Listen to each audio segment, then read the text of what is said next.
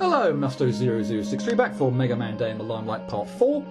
Last time I played as the final two Rubber Masters from Mega Man 1, so that's Cut and Guts, and managed to take out Woodman and Crashman respectively.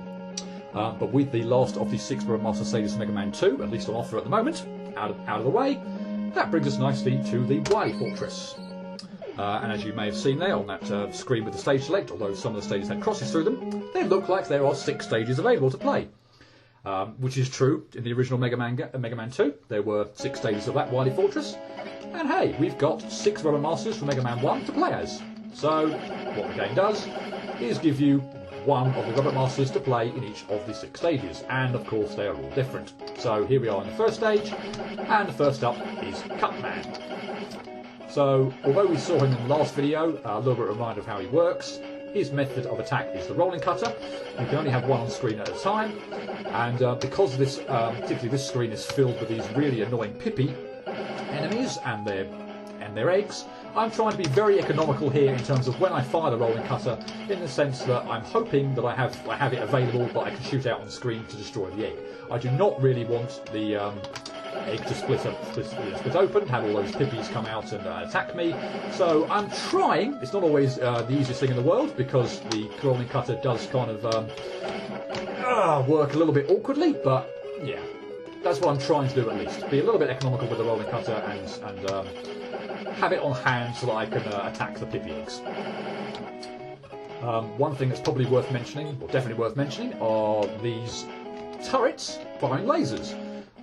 I do believe that they were like a background, part of the background in the original game, but certainly not firing these giant lasers at you, providing an obstacle in that sense. So yeah, a little bit of an extra obstacle to deal with as Cut.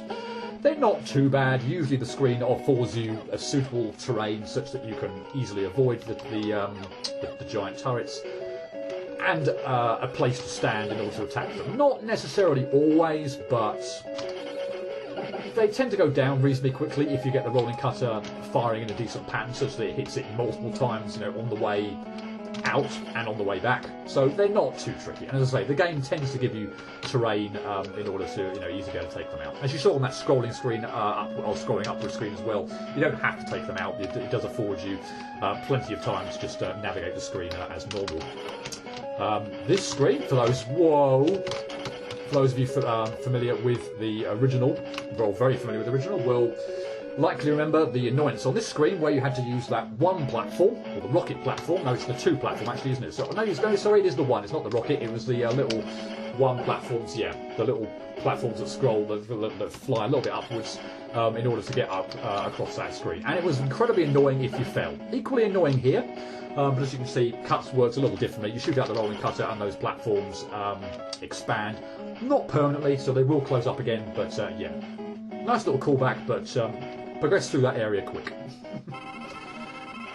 And as you can see, that brings us to the boss of the first stage. And it stays true to the boss of the first stage in the game Mega Man 2 itself. It's the Mecha Dragon. Clearly we're fighting in a different fashion here. We are climbing on a ladder as opposed to going up or traversing from one platform to the next. But we've got an equally deadly scenario where if you get hit, you are actually probably liable to die anyway, because the knockback is probably going to get you off knock you off the ladder. And in doing so, you're probably going to fall off the bottom of the screen and you're going to die. So, yeah, although it looks perhaps a little bit safer, perhaps, I don't know what it looks like to you, somewhat equally annoying a fight in the sense that ultimately it doesn't really matter how much health you've got. Obviously you can get lucky and get hit and get knocked back onto these platforms as opposed to the ladder, but typically you're probably going to get knocked off the ladder or off a platform down the abyss, and so a one-hit KO is more or less going to happen anyway. So yeah, somewhat equally annoying as the fight from the original game, but a nice little variant on it while playing as Cutman. So that's the first stage done. Here's the second stage. And like the first one, it's going to be borrowing very heavily from the type of stage that it was in the original. It's going to be slightly different, obviously. We're using a Robot Master with certain powers. And here is the Robot Master we're playing as. It's Iceman. And you saw some of his a freezing ability when we played through Heatman's stage in my first video, and I've gone too gung-ho here and froze the metal press too early, yay. But his additional kind of gimmick, as well as the Ice Slasher kind of being a nice weapon to fire off, is that it freezes obstacles. So sometimes we're going to be wanting to, you know, I don't have to freeze these in order to get by. It just makes things just very slightly easier. But sometimes we're going to have to kind of use the metal presses here as additional platforms, and we're going to have to be a little bit very careful, so we don't shoot them down too high or too low, such that we actually can't. I'm going to. Not really my best, but okay, it still works. But yeah, we have to be kind of very careful with the height of those metal presses in order to actually get through. And as well as metal presses, we have got these kind of platforms being held up by propellers. So if we shoot the platform enough, then it will kind of get frozen and start descending. So we need to do that in order to make it through that little section. Yeah, it's I've got to be very careful here, for instance, that I don't kind of gung-ho and go gung-ho and start freezing those platforms, because if I reduced the height of the you know, the platform, I could find myself screwed. So yeah, need to be a little bit careful when traversing through that section, and not go quite so gung-ho. This jump I have, I believe anyway, no chance of making whatsoever with the platform that high. So here, of course, what I'm going to do is I'm going to freeze the platform and make it a lot lower. And that will be how I get across. A little bit careful here. I think I would have had enough time to get by that anyway, even if I had froze the platform and it started going down. But yeah, where possible, take out the Lightning Lord there without freezing you know, the platform itself. Oh yay, solid mole enemies, which seem to do a bloody lot of health. They actually kind of like get hit very easily. You know, one hit will kind of get rid of them, but they are incredibly annoying. They seem to take off so much sodding health. Yeah, I hate them. And look at that knockback. That flipping knockback kind of almost put me straight down in that sodding pit with the spikes. And if it had done that, I would have been absolutely screwed. Look how much sodding health. I don't think I got in the rest of the stage. None of these things seem to be dropping any health either. Yeah, this mole section is a pain in the neck. And yeah, it's absolutely creamed my health. Don't know if I'm going to get any health on offer here. I think I might do, or I might get some kind of a power-up if I'm clever with these platforms, but to be honest, I have absolutely no idea in terms of remembering how these work, or which ones I should be doing. And obviously the one on the right I don't really want to be you know, using to go down, but yeah, I don't know whether doing this is actually going to be helpful or not. Guess we'll find out. I don't really need the extra life, so I can't be bothered with that, but the health is much appreciated, thank you.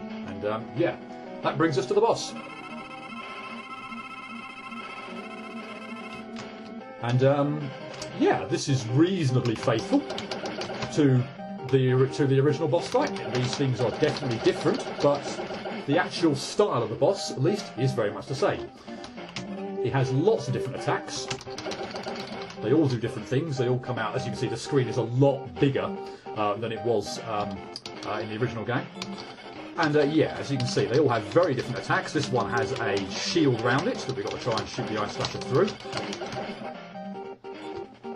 The last one we just saw had, this one has a shield, which I've got to try and, wow, that was atrocious, deal with. This one I'm going to try and do a little bit better. It's absolutely awful, I think. And this one actually has 2 on screen at a time. So yeah, don't think that we're just going to get restricted to just 1 on screen. We have, yeah, occasionally we have 2 on screen. I don't think the attacks themselves get necessarily really any faster or anything like that, but yeah, they still do take out a lot of health, so yeah, just be careful.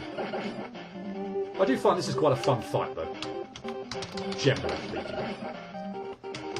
This one, I'd probably find that taking out the middle one first is probably a good idea, in the sense that it probably gives you an area. I mean, actually, to be honest, any of them is probably fine, but the middle one, at least, just feels like it's a decent one to get out of the way first.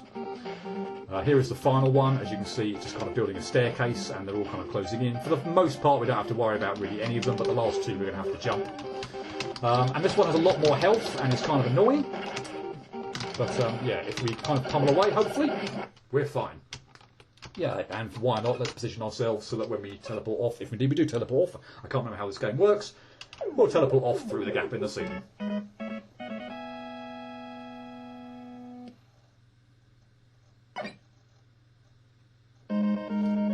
So that's the first two stages of Wily Fortress done, and yeah, kind of leaving my videos to 2 stages at a time.